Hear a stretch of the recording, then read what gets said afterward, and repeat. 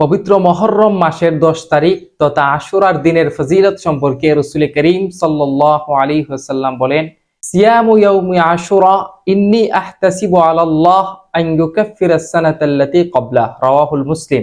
রাসূল করিম সাল্লাল্লাহু আলাইহি ওয়াসাল্লাম বলেন, যে ব্যক্তি আশুরার দিনে একটি রোজা রাখবে, আল্লাহ সুবহানাহু ওয়া তাআলা তার পিছনের 1 বছরের গুনাহ মাফ করে দিবেন। সুবহানাল্লাহ।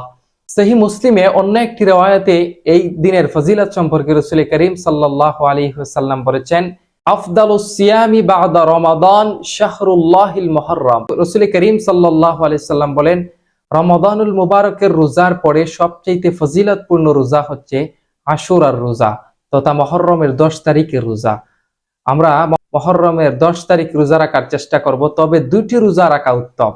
9 এবং 10 তারিখ কিংবা 10 এবং 11 তারিখের এই দুটি রোজা রাখাই উত্তম। তবে একটি রোজা যদি কেউ রাখে, সে এই দিনের ফজিলত থেকে বঞ্চিত হবে না।